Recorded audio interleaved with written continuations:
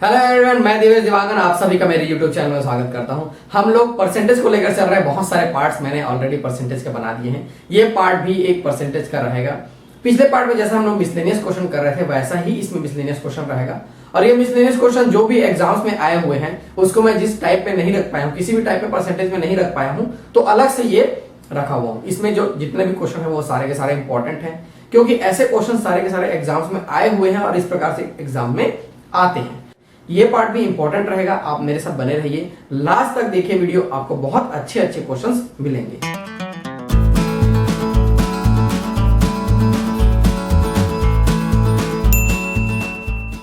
Question यहां पे दिया हुआ है, क्रिकेट बैट की कीमत आधी घटा दी जाए तथा परिणामी कीमत को दोबारा 10% घटा दिया जाए तो अंतिम कीमत प्रारंभिक कीमत की कितने प्रतिशत होगी, आपको बतानी है। ठीक है। If the price of the cricket bat was reduced to half and the resulting cost was reduced 10%, then what percentage of the initial price would be the final price? बहुत अच्छा क्वेश्चन है, एग्जाम में आया हुआ है। ज्यादातर question में मैंने जो परसेंटेज में इंक्लूड किए हैं वो सारे के सारे एग्जाम्स में आए हुए हैं। ठीक है ना। तो यहाँ पे हम लोग जो क्रिकेट बैट की कीमत है उसको कितना लेकर चले, 100 रुपए लेकर चलते हैं। मान लो उस क्रिकेट बैट की कीमत क्या है, 100 रुपए। वैसे तो 100 रुपए मिलता नहीं है, मान के चल रहे हैं लोग, परसेंटेज का क्वेश्चन है, सॉल्व करने में आसानी होती है। अब ये बोल रहा है आधी घटा दी जाए।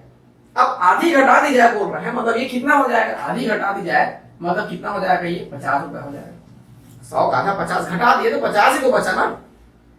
ठीक है। इसके बाद क्या बोल रहा है, परिणामी कीमत को दोबारा 10% घटा दिया जाए। अब फिर 10% घटा रहे हैं, तो इसका 10% घटाएंगे, 50 इंटू 10/100 का, तो ये ऐसा हो गया। ये कितना आता है, 5 आता है। तो इस 50 में हम लोग 5 घटाएंगे तो ये आता है 45, मतलब रुपीस क्या हो गया, ये 45 हो गया। पहले कितना था, 100 रुपए था, और अभी कितना है वो 45 रुपए है। 100 से वो कितना नीचे उतर गया, सीधा सीधा 45 से पहुंच गया। पहले फिर आधी घटाए हम लोग, फिर उसके बाद उसका क्या बोल रहा है, वो 10% घटाना है और 10% घटा दिए तो कितना बच गया, 45 हो गया। क्वेश्चन में क्या पूछा हुआ है, अंतिम कीमत प्रारंभिक कीमत की कितने प्रतिशत होगी। सीधा सीधा ये दिखा है 100 का 45%। यही तो है 100 रुपए लेने का जो फायदा ये है कि डायरेक्ट जो मिलेगा वही आंसर हमारा हो जाएगा। यहाँ ये 45% होगी जो क्वेश्चन में पूछा हुआ है उसके अकॉर्डिंग। ठीक है, चलिए ये अच्छा क्वेश्चन में से एक था, मेन तो आपको समझना है, आप समझ जाएंगे। नेक्स्ट क्वेश्चन चलते हैं। ऐसा क्वेश्चन आपको बुक्स में नहीं मिलेगा। 1 से 10 तक अभाज्य संख्याओं का प्रतिशत क्या है। 1 से 10 तक अभाज्य संख्याओं का प्रतिशत क्या है। What is the percentage of prime numbers from 1 to 10? ऐसा क्वेश्चन आपको शायद ही किसी बुक में मिले। ठीक है, 1 to 10 की बात कर रहे हैं, प्राइम नंबर्स की बात कर रहे हैं। वो प्राइम नंबर्स के बारे में ज्यादा डिटेल्स आपको जानना है तो मेरा नंबर सिस्टम का पार्ट आप देख लीजिए। उसमें जो पहला पार्ट रहेगा उसमें आपको पूरा का पूरा डिटेल मिल जाएगा, कौन कैसे नंबर्स होते हैं। मैं उसको यहाँ यूज करूंगा। प्राइम नंबर्स, तो प्राइम नंबर कहां शुरू होता है, 2 से शुरू होता है। 2 ऐसे नंबर्स जो स्वयं या 1 को छोड़ के किसी और से भाग नहीं जाते हैं, वो प्राइम नंबर्स होते हैं। तो 2 है, 1 से भाग जाता है, 2 से भाग जाता है, किसी से भाग नहीं जाता वो। 3, उसके बाद 5, 7, ये 4 संख्याएं हैं जो 10 तक है। 9 तो 3 से कैंसिल हो जाता है, 10 फिर 2 से कैंसिल हो जाता है। ये 4 संख्याएं ऐसे हैं जो 1 से 10 के बीच में हैं और ये प्राइम नंबर्स हैं। और क्या है, ये प्राइम नंबर से, तो इनका परसेंटेज निकालना है, ये कितना परसेंट है टोटल का। ठीक है, तो कितने नंबर्स हो रहे हैं यहाँ पे, 4 नंबर्स हो रहे हैं। कितने नंबर्स हो रहे हैं, ये 4 नंबर्स हो रहे हैं। इसको ध्यान से देखेंगे। ठीक, तो रिक्वायर्ड परसेंटेज यहाँ मैं लिख लूं क्या, ठीक, ये रिक्वायर्ड परसेंटेज, ये 4 हो गया। आउट ऑफ कितना है, 10। 1 से 10 तक मतलब 10 संख्याएं होंगी, ये 10 into 100। ये क्वेश्चन एग्जाम में आया हुआ था, ये किसी भी बुक में नहीं मिलेगा, बता रहा हूं। तो अब किसी बुक में छाप देंगे तो बात अलग है। ये हो जाएगा कितना, 40%। ये हमारा आंसर हो जाएगा। ठीक है, ये क्वेश्चन बहुत अच्छा क्वेश्चन था, मैं यहाँ पे इंक्लूड किया हुआ हूं। चलिए ठीक है, नेक्स्ट क्वेश्चन भी यहीं पे देख लेते हैं। चलो यहाँ पे आ जाएगा, क्वेश्चन दिया हुआ है, the percentage increase in the surface area of A cube when each side is double is. सभी साइड्स को क्या करते हैं, क्यूब में डबल कर देते हैं तो कितना उसके एरिया में परसेंटेज इंक्रीज होगा। क्वेश्चन को और पढ़ेंगे हम लोग। किसी घन के सतह के क्षेत्रफल में कितने प्रतिशत की वृद्धि होगी, किसी घन के सतह के क्षेत्रफल में कितने प्रतिशत की वृद्धि होगी जब इसकी प्रत्येक भुजा को 2 गुनी कर दी जाए। प्रत्येक भुजा को 2 गुनी कर दी जाए। तो सबसे पहले हम लोग घन के सतह का क्षेत्रफल, area of surface of cube हमको पता होना चाहिए, तब जाके बनता है। तो हम लोग जानते हैं किसी क्यूब में क्या रहता है, वो 6 फेसेस रहते हैं। 6 जो है सतह, 6 सतह रहते हैं। एक सतह का जो उसका रहता है, इसको मैं यहाँ पे लिख लूंगा 40% को, ठीक है, इसको 40% को यहाँ पे लिखता हूँ, इसको मैं डाल देता हूँ, ठीक है। चलिए इसको मैं यहाँ से क्रॉस कर देता हूँ। सतह का क्षेत्रफल क्या रहता है, वो स्क्वायर के फॉर्मेट में रहता है, तो ए स्क्वायर होता है। 6 सतह होता है तो वो 6a स्क्वायर होता है, ठीक है, 6a स्क्वायर होता है। अब क्या कर रहा है, बोल रहा है वो, इस a को क्या कर रहा है, क्वेश्चन में दिया हुआ है कि 2 गुना कर दी जाए। साइड को क्या कर रहा है, वो डबल कर रहे हैं। तो पहले ये था ऐसा 6a स्क्वायर, ठीक। अब क्या कर रहा है वो, 6 तो है, a को क्या कर रहा है, डबल कर रहा है, 2a कर रहा है। डबल कर रहा है मतलब 2a हो गया, a स्क्वायर ऐसा लगा दिया। तो कितना फर्क आएगा यही आपको बताना है, ठीक है। कितने प्रतिशत की वृद्धि होगी, बहुत अच्छा प्रश्न है। देखें ये 6a स्क्वायर है, चलिए इसको ऐसा लेके चलते हैं, ये 6 और ये क्या हो जाएगा, यहाँ पे इंटू लगा लूं क्या मैं, ठीक है, इंटू ये 4a स्क्वायर, ठीक है, 4a स्क्वायर, यहां से क्या हो जाएगा 24a स्क्वायर, 24a स्क्वायर। तो अभी देखेंगे ध्यान से, ये 6 था और ये कितना हो गया 24, 6 इंटू 4 24। अभी क्या हो गया, ये 24a स्क्वायर, 6a स्क्वायर से 24a स्क्वायर हो गया। यानी कि देखो यहाँ पे ये 6 इंटू 4, ध्यान समझेंगे इसको, इस पीसी में गलती होता है, ये 24 होता है, यानी कि वो 4 गुना हो गया है। मैं जो बोल रहा हूं ध्यान से सुनेंगे, कितना गुना हो गया है, 4 गुना हो गया है। लेकिन बढ़ा कितना वो, लेकिन बढ़ा कितना हो, देखो ये 24 माइनस 6 18, कितना बढ़ गया वो 18, बढ़ा कितना है 18, यानी कि 3 टाइम्स वो बढ़ जाएगा, 3 गुना बढ़ेगा, 4 गुना हो जाएगा। कई कई जगह दोनों को इक्वल ले लेते हैं, जो बोल रहा हूं ना मैं अभी, उसको वो बराबर ले लेते हैं। लेकिन ऑप्शन में इसमें साफ साफ आपको दिखाई दे रहा होगा 200%, 300%, 150% और 50% है। तो कितना बढ़ा, तो सीधे सीधे बात है 3 टाइम्स वो बढ़ रहा है, तो 300% होगा वो। 400% तो ऑप्शन में ही नहीं है, तो कैसे लेंगे हम लोग, तो उसका आंसर है 3 टाइम्स, 3 गुना, यानी कि 300% वो बढ़ेगा। और हो कितना जाएगा, तो 4 टाइम्स, हो कितना जाएगा वो 4 टाइम्स। ऐसे उसको ऐसे भी निकाल सकते हो आप, ये 4 टाइम्स बढ़ जा रहा है, इसको ले लेंगे -1, ठीक है, डिवाइडेड बाई 1 इंटू 100। तो यहां से आपको 300% ऐसे भी मिलेगा, लेकिन इसमें गलती इसमें नहीं होगा, 300% निकालने में गलती क्या होगा, यदि ऑप्शन में ऐसा रहता 300% एंड 400%, तब जाके ये क्वेश्चन हो जाता विवादित, ये क्वेश्चन हो जाता विवादित। कई लोग इसमें दाव आपत्ति पेश कर देते कि सर आंसर 400 होगा या 300 होगा, तो उस एग्जाम में आंसर को 300% लिया हुआ था, ठीक है, ऐसी स्थिति आएगी। और मेरे हिसाब से यदि दोनों ऑप्शन में रहा तो कई लोग इसको साबित कर देंगे कि क्वेश्चन में ऐसा पूछा हुआ था, इसको गलत कर देंगे, लेकिन उस एग्जाम में 300% लिया हुआ था, ठीक है। चलिए अभी और ऐसे क्वेश्चन करके देखते हैं। अगला क्वेश्चन दिया हुआ है, ध्यान से सुनेंगे। सी की आय बी से 20% अधिक है और बी की आय ए से 25% अधिक है, तो सी की आय ए से कितने प्रतिशत अधिक है आपको बतानी है। The income of C is 20% more than B and the income of B is 25% more than A. Find by how much percent is C's income more than A. देखो कंपेयर कैसे करना है, देखो यहाँ पे सी की आय बी से 20% अधिक है, ठीक है, तो बी को लेकर चलेंगे, पहला कंपैरिजन बी से हो रहा है तो बी को लेकर चलेंगे, बी को मैं 100 लेकर चल रहा हूं। सी की आय बी से क्या बोल दिया है, साफ साफ वो 20% अधिक है बोल रहा है, दिया हुआ ना 20% अधिक है, तो यहां साफ साफ 120 हो जाएगा, इसको और कुछ करने की आवश्यकता नहीं है। उसके बाद क्या हो रहा है, क्वेश्चन में ध्यान सुनेंगे। बी की आय ए से 25% अधिक है, यहीं पे हो जाता है उल्टा, ये जो बी की आय है वो ए की आय से 25% अधिक है। मान लो ए को ऐसा लेकर चलते हैं, इसमें 125% हम लोग कर रहे हैं, 25% अधिक मतलब 125/100 हो जाएगा, तो निकल के क्या आ जाएगा, यहाँ से 100 आएगा, तब निकाल के 100 आएगा। तो a इक्वल टू क्या आ गया यहाँ से 100 इंटू 100 डिवाइडेड बाई 125, 25 4 जा 25 5 जा और 5 20 जा 22 4 80 आ गया। a क्या आ गया 80 आ गया। क्लियर। क्वेश्चन में क्या पूछा हुआ है, आगे बढ़िए। c किया है a से कितने प्रतिशत अधिक है। अभी देखो b निकल गया, a निकल गया, c निकल गया, a निकल गया, जो भी पूछे अब बन जाएगा। c किया है पूछा हुआ है, रिक्वायर्ड परसेंटेज क्या पूछा हुआ है, c किया है 120, a से कितने प्रतिशत अधिक है, a का है माइनस, हम लोग 80 कर लेते हैं। किससे कंपेयर कर रहा है वो, a से कंपेयर कर रहा है, नीचे रख ली 80, जिससे कंपेयर करना है उसको नीचे, जिसका कंपेयर करना है उसको ऊपर। ठीक है, यहां से आ गया ये 40 डिवाइडेड बाई 80 1/2 हो जाता है क्या, यहां से आ जाएगा ये 50%। रिक्वायर्ड परसेंटेज क्या आ जाएगा वो 50%। इजी है, बहुत अच्छा प्रश्न है, ध्यान से। नेक्स्ट चलेंगे फटाक से। एक परीक्षा में 3 विषय हैं और प्रत्येक का अधिकतम अंक 100 है, मतलब 100 मार्क्स है। एक छात्र पहले विषय में 60%, दूसरे विषय में 80% अंक प्राप्त करता है, उसे कुल 70% अंक प्राप्त होते हैं। बहुत अच्छा प्रश्न, ध्यान सुनेंगे।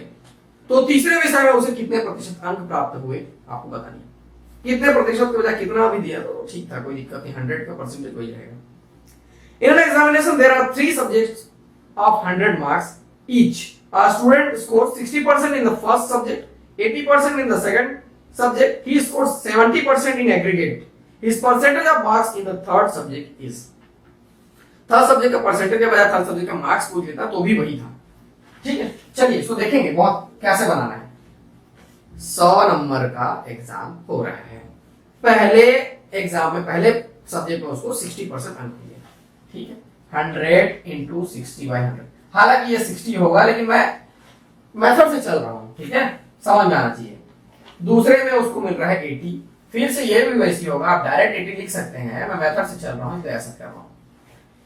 तीसरे में यहीं पे, इसीलिए मैं लिखते चले आ रहा हूं, तीसरे में कितना मार्क्स मिला उसको नहीं पता, लेकिन सबके मार्क्स को हम लोग यहाँ पे लेके चल रहे थे, इसमें भी लेके चल रहे थे। 100 इंटू इसको एस ले लें क्या, नहीं पता है ना, ऐसा कर लेते हैं हम लोग। लेकिन अल्टीमेटली उसको परसेंटेज कितना बन रहा है, 70% बन रहा है। लेकिन 70% किसका, 70% किसका, 100 100 100 300 इंटू 70/100, ये ऐसा हो जाएगा।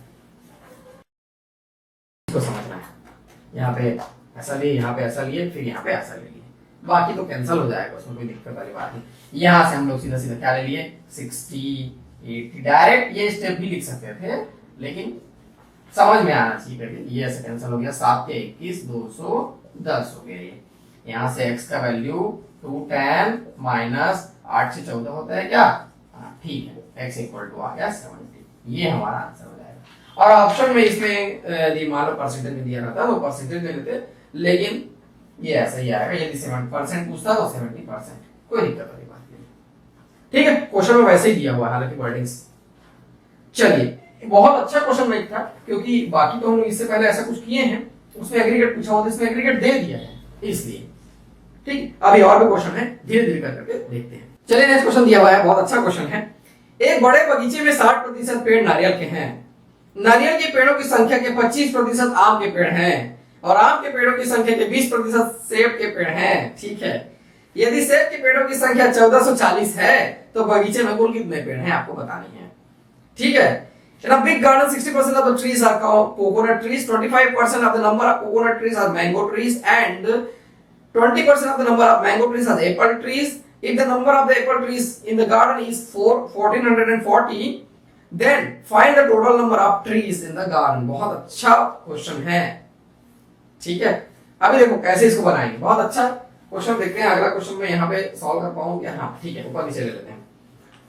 टोटल नंबर ऑफ ट्रीज को ऐसा 100 लेकर चलेंगे, परसेंटेज है। अब इसका 60% क्या है, कोकोनट ट्री, इसका 60% और इसको छोटा कर लेते हैं। 60% मतलब 60 ये क्या है, कोकोनट ट्रीज। करेक्ट, आगे चलते हैं। फिर इस कोकोनट ट्रीज के क्या दिया हुआ है, 25%, इसका 25% ये क्या है, मैंगो ट्रीज है। ये हो जाएगा 15, है ना, 25 चौक 100 और 15 चौक 60, ठीक 15। अब इसका क्या दिया हुआ आगे कि इस 15 के मतलब मैंगो ट्रीज के जो भी आते हैं उसका 20% क्या एप्पल ट्रीज है, इसका 20% क्या है एप्पल ट्रीज है, इसका 20% हो जाएगा 3%, कैलकुलेट कर लेंगे, कोई दिक्कत वाली बात नहीं है। ये क्या है एप्पल ट्रीज है। क्वेश्चन में क्या पूछा हुआ है, आगे चलेंगे। यदि सेब के पेड़ों की संख्या 1440 है तो बगीचे में कुल कितने पेड़ हैं। मतलब ये जो 3 दिख रहा है इसका टोटल वैल्यू है 1440। टोटल वैल्यू कितना है 1440। तो टोटल नंबर ऑफ ट्रीज कैसे निकलेगा, देखो यहां से टोटल ये 1440 दिया हुआ है, ये किसका वैल्यू है 3 का वैल्यू है, तो 1 का वैल्यू निकालेंगे, यहां से 1 का वैल्यू निकालने के लिए डिवाइड करूंगा मैं, और टोटल का वैल्यू निकालने के लिए किससे मल्टीप्लाई करूंगा 100 से मल्टीप्लाई मैं करूंगा।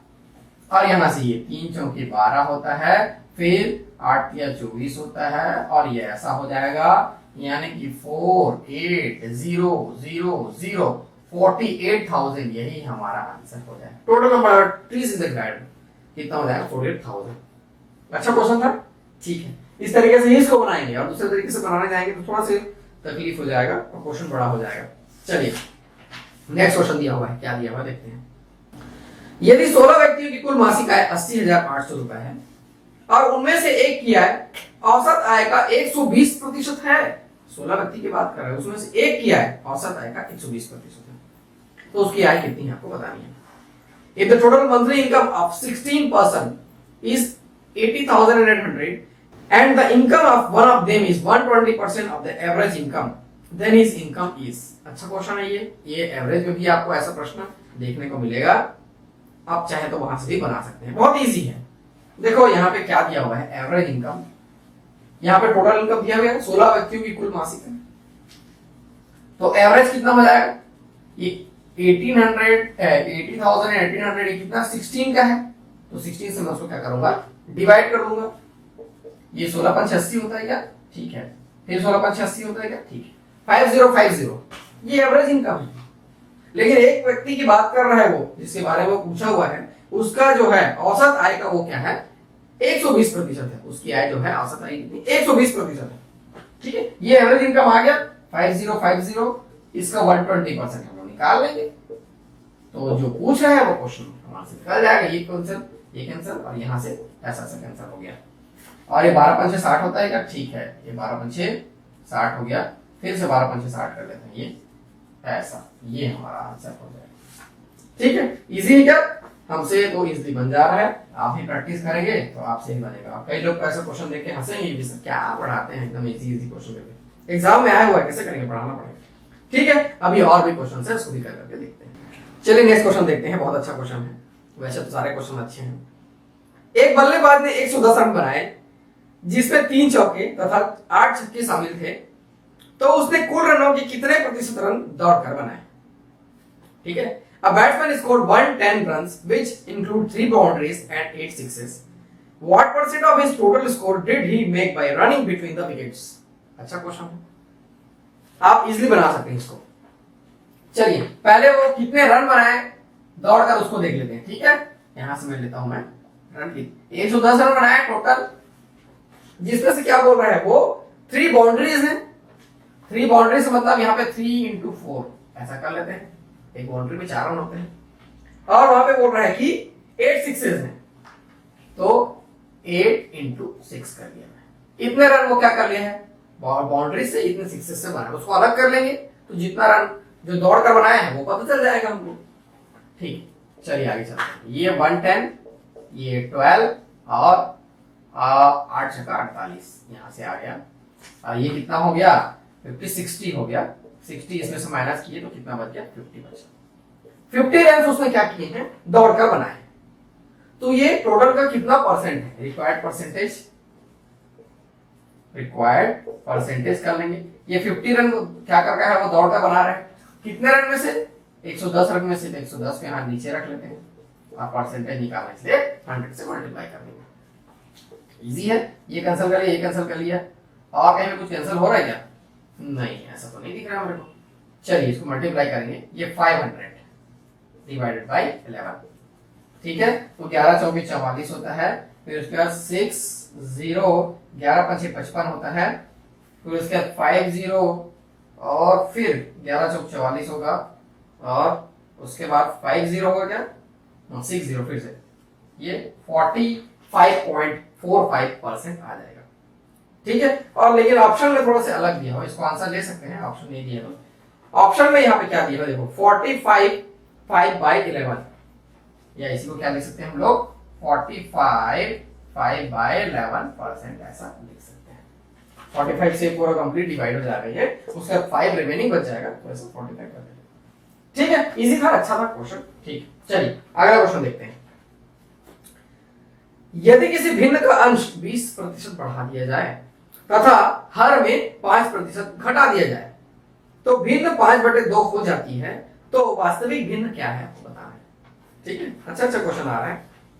If the numerator of a fraction is increased by 20% and the denominator is decreased by 5%, the value of new fraction becomes 5/2. The original fraction is बहुत अच्छा क्वेश्चन है। ओरिजिनल फ्रैक्शन को हम लोग a by b लेकर चलेंगे। क्या लेकर चलेंगे, a by b लेकर चलेंगे। a में क्या कर रहा है, वो 20% बढ़ा रहा है, मतलब 120 से मल्टीप्लाई करेंगे, बाय 100 करेंगे और इधर भी बाय 100 करेंगे तो कैंसिल हो जाएगा, तो करने की आवश्यकता हमको नहीं है। डिनोमिनेटर में क्या कर रहा है, वो 5% घटा रहा है, तो इंटू 95 कर लेंगे। 100 + 20, 100 - 5, अल्टीमेटली हो कितना जा रहा है बोल रहे हैं यहाँ पे 5/2 हो रहा है, ये 5/2 ऐसा रख लेंगे। तो हमको ओरिजिनल फ्रैक्शन निकालना है, मतलब a by b निकालना है, तो ये 5/2 मल्टीप्लाइड बाय 95 डिवाइडेड बाय 120, 5 1 जा और 5 24 जा, ये कैंसिल हो जाएगा, तो 95/48 हमारा जो फ्रैक्शन है, रिक्वायर्ड फ्रैक्शन, ये हो जाएगा। ठीक है, इसको ऐसे बनाना है। अच्छा क्वेश्चन है। अब इसको मैं किस पार्ट में रखूं, परसेंटेज के तो नहीं समझ में आ रहा था, तो लास्ट में मिसलेनियस पार्ट रखा हुआ, 2 पार्ट, उसमें ऐसा क्वेश्चन रखूं। अभी मेरे पास 3 क्वेश्चन और है, उसको भी करके देखते हैं। यदि कोई व्यक्ति अपनी आय का 40% भोजन पर, 20% मकान किराए पर तथा शेष का 70% बच्चों की शिक्षा का खर्च करता है, तो उसकी आय का कितना प्रतिशत बचा। ठीक है, if a person spend 40% of his income on food, 20% of on house rent and 70% of the remaining on children's education, then the percentage of his income left is, कितना बचा उसको बताना। बहुत अच्छा क्वेश्चन है, देखेंगे कैसे बनाना है। मान लो इसका इनकम क्या था, 100 रुपए था, ऐसे तो करते हैं क्या।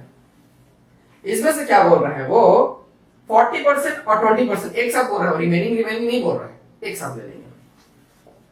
40 और 20 इतना तो पहले खर्च कर देता है, तो कितना बच गया, 100 - 60, यहां से आ गया 40, 100 से अब कितना हो गया है, वो 40 हो गया। ठीक, इसके बाद जो बचता है उसका 70% वो चिल्ड्रंस के एजुकेशन में खर्च करता है। उसके बाद वो चिल्ड्रंस के एजुकेशन में खर्च करना होगा। इस 40 का वो 70% एजुकेशन में खर्च कर देता है, तो बचता कितना होगा उसके पास, 100 - 70/100। ठीक है, रिमेनिंग का, हालांकि आप चाहो तो इसका 70% निकाल लो और 40 में से माइनस कर दो, वैसा भी कर सकते हो, आपकी जैसी इच्छा। 40 इंटू यहाँ से 30/100, ये और ये कैंसल, यहाँ से आ गया 12, और हम लोग 100 लेके चले थे, तो यही हमारा परसेंट जाएगा। उसका टोटल इनकम का 12% बस बच जाता है उसके पास।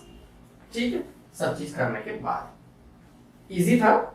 चलिए आगे देखते हैं। यदि अजय के कार्यालय का समय सोमवार से शुक्रवार 9 बजे सुबह से शाम 5 बजे तक है,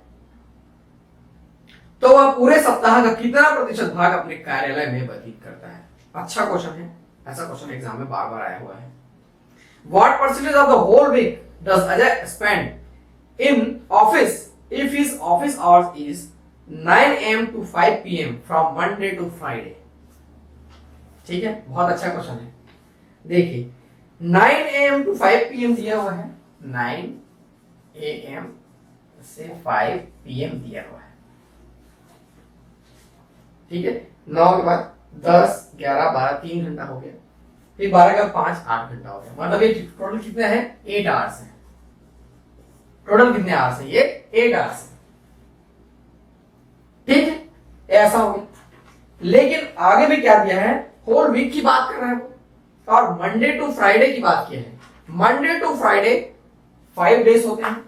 टोटल आवर्स कितने हो जाएंगे, 8 इंटू 5 आवर्स हो जाएंगे टोटल आवर्स। ठीक है, ये हो जाएंगे 5 8 40।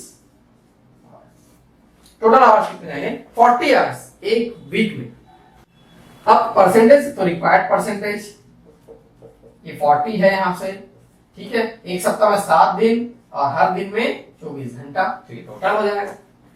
और परसेंटेज निकालना है, इसलिए हम लोग 100 से क्या करेंगे, उसको मल्टीप्लाई कर लेंगे। यही हमारा आंसर हो जाएगा। बहुत इजीली यहाँ पे बन रहा है ये। कितने से कैसे 6 6 से कैंसिल कर लीजिए, 10 से ऐसे कैंसिल कर लिए, और कैंसिल हो रहा है क्या, 3 2 जा और 3 नहीं 2 3 जा, ऐसा करके कैंसिल करते हैं, और 2 5 जा। ठीक, ऐसा कैंसिल कर लेते हैं। यहाँ से ये 500 और ये 21। यहां से ऑप्शन के अकॉर्डिंग इसको आप डिवाइड करके देखेंगे। ठीक है, ये 2 टाइम्स कैंसिल हो रहा है, फिर 3 टाइम्स पॉइंट। अब ऑप्शन से आप चेक करेंगे तो ये ऑप्शन बी जो दिख रहा है 0.81%, ये हमारा आंसर हो जाएगा। तो ये देखो, ये अच्छे लेवल का क्वेश्चन है। ऐसा क्वेश्चन में सोचना पड़ता है, बनाना पड़ता है। इस चीज को क्वेश्चन में नहीं दिया रहेगा, हालांकि ये सब चीज जानते हैं फिर भी नहीं दिया रहेगा, फिर उसको हमको निकालना है। ऐसा एक और क्वेश्चन नहीं है, तो दूसरे टाइप का क्वेश्चन है, उसको भी करके देखते हैं।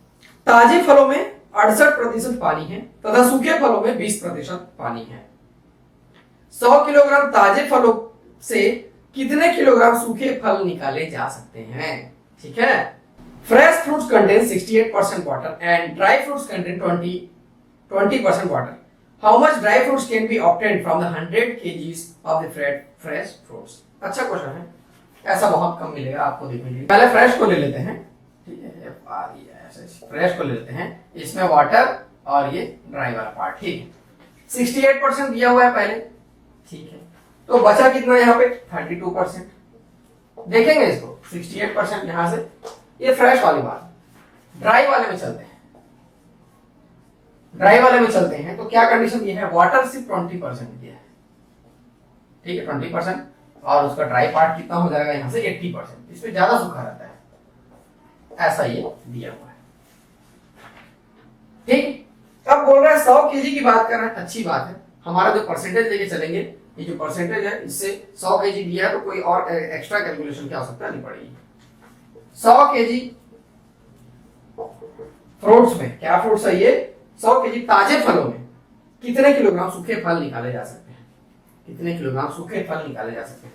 ड्राई वाला इधर देखो, ड्राई वाला इधर देखो, 32% दिया है, उधर से ड्राई 80%। ठीक, 100 kg की बात किया है तो परसेंटेज जो 100 लेकर चल रहे हैं उसी से हमारा सॉल्यूशन हो जाएगा। ठीक, ये 4 टाइम्स कैंसिल हो जाएगा और ये 5 टाइम्स कैंसिल हो जाएगा 20 से। 8 चौके 32 होता है। ठीक है, 5 8 40, 40 kg ये हमारा आंसर हो जाएगा। 40 kg ये हमारा आंसर हो जाएगा। ठीक है, ऐसे ही इसको बनाना है। थोड़ा सा अलग टाइप से क्वेश्चन था, इसमें किसी तरह का लॉजिक फिट नहीं होगा, लेकिन चलिए ठीक है, मेरे बुक में इसका सॉल्यूशन मिला तो वैसे आपको बता रहा हूँ। तो मैं देवेश आप लोग के लिए ऐसे ही लेसन्स लेके आता रहूंगा। ये परसेंटेज का लास्ट पार्ट था। इसके बाद परसेंटेज के बेसिक वाले में कुछ 2-3 पार्ट्स कराऊंगा, जिसमें जो बिगिनर है, जिसको परसेंटेज में बहुत मुश्किल होता है, किसको ऊपर लें किसको नीचे लें, किसको कैसे करें, उसको ये क्लियर हो जाएगा। उसमें भी अच्छे क्वेश्चन है, तो बहुत सारे क्वेश्चन में छांट के निकाला हो, कम किया हुआ, फिर भी 50 क्वेश्चन हो जाएंगे। तो उसको भी हम लोग धीरे धीरे लेके चलेंगे। बेसिक समझाऊंगा, उसका अलग प्लेलिस्ट होगा, इस प्लेलिस्ट में भी रहेगा, अलग से भी रहेगा, ताकि घूमने में आपको कठिनाई ना हो। तो मैं देवेश आप लोग के लिए ऐसे ही लेसन्स लेके आते रहूंगा। आप मेरे साथ बने रहिए, वीडियोस देखते रहिए और जितना ज्यादा हो सके शेयर करिए। Thank you.